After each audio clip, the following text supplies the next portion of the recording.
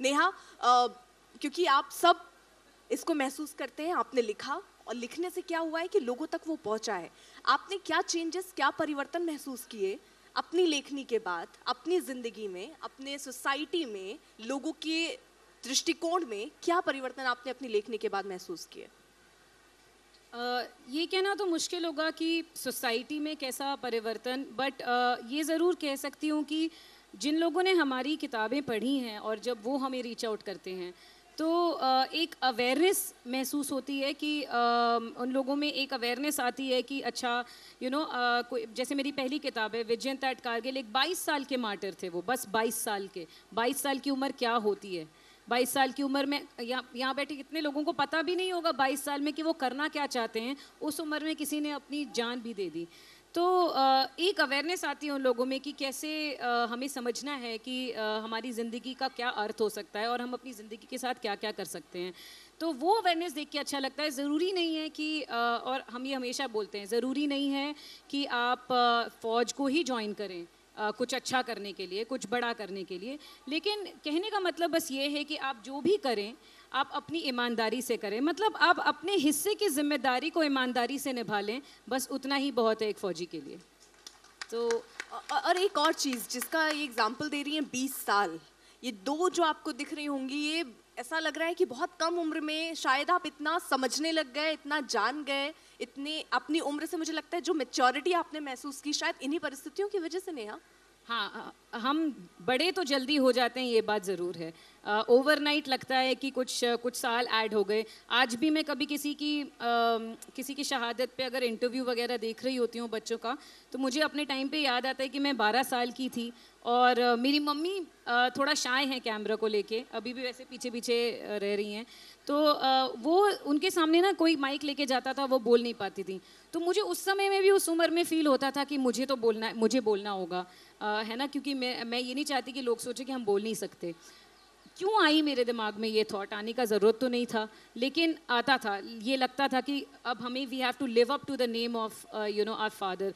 थोड़ा प्रेशर भी फील होता है क्योंकि लोग सोचते हुए ये ना बहादुर बाप की बहादुर बेटी वाली चीज़ बहुत होती है।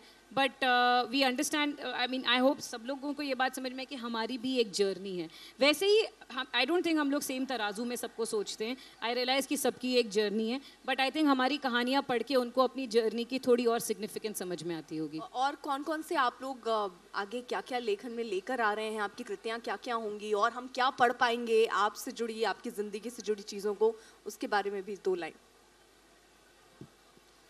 मैं एक डिफेंस ऑथर हूँ। 2 फिक्शन लिखी है मैंने, सोल्जर्स गर्ल और love story of a commando. जो मिलिट्री रिलेशनशिप के जो उतार चढ़ाव होते हैं उनके बारे में, तो बहुत सारी आर्मी वाइफ्स और आर्मी गर्लफ्रेंड्स, बिकॉज हमारी ज़िंदगी आम जिंदगी से अलग होती है, उनके उतार चढ़ाव को दर्शाती है। जैसे गलवान वॉर हुए थे तो कई न्यूली वेडेड ब्राइड्स जिनके हस्बैंड डिप्लॉय हुए थे गलवान में, उन्होंने मुझे रीच आउट किया था कि उनको उनकी कहानी दिखती है।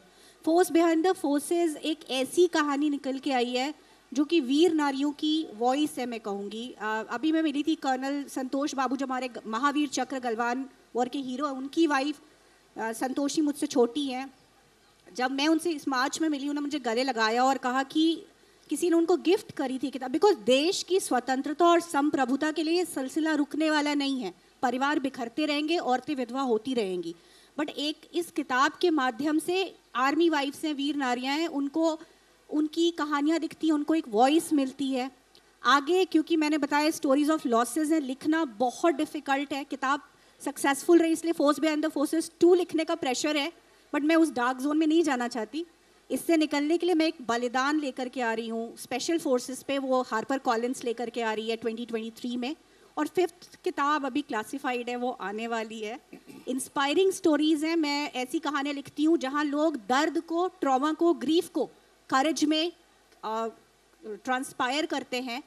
अब हमारे पास ऐसी कहानियाँ भी, everything is a narrative. We have narrative of जहाँ पे लिव इन पार्टनर्स चॉप कर दे रहे हैं अपने, अभी न्यूज़ आई है ना, तो मेरी कहानियाँ भी सच्ची कहानियाँ हैं, वो भी एक नैरेटिव है, ये भी एक नैरेटिव है, जहाँ पे मैरिजेस के बारे में, पेट्रियाटिज्म के बारे में, देशभक्ति के बारे में, और कैसे औरतें, हस्बैंड वाइफ का एक रिश्ता, खूबसूरत रिश्ता है जहाँ उसके लिए औरतें किसी भी लेवल पे जा रही हैं, यूनिफॉर्म पहन रही हैं जाने के बाद। तो ये सभी कहानियाँ इन किताबों के माध्यम से है। दीक्षा और नेहा। तो मैं हमेशा बोलती हूँ कि मेरी बहन तो हर साल एक किताब लिख रही है। मैंने अपनी पहली किताब लिखी थी 2017 में, and second book I am writing with my sister. हम लोग एक साथ लिख रहे हैं। बहुत बार पूछा गया है कि हम एक साथ लिखेंगे, कब लिखेंगे, क्या होगा। I think it's time. Yeah, So, it is about a soldier who was from Nagaland. Kargil war hero हैं, महावीर चक्र अवार्डी हैं और उनकी बहुत दिलचस्प कहानी है। और ये ज़रूर है कि हम उन पार्ट्स ऑफ द कंट्री की कहानियाँ भी हम नहीं सुन पाते और उनके अपने स्ट्रगल्स भी होते हैं। ये कहानी बाकी कहानियों से बहुत डिफरेंट भी होगी, क्योंकि उनका लाइफस्टाइल ही डिफरेंट था और उनका एक लाइफ में जज्बा भी अलग था। तो he was a simple man who turned into an officer, and जिन्होंने बस because he was such a dutiful man, उन्होंने सब कुछ कर दिया कारगिल वॉर जिताने के लिए। ये मैं कह सकती हूँ उनके बारे में। Next I think you will know. Thank you so much Swapnil, Diksha, Neha, आप दोनों का बहुत बहुत शुक्रिया।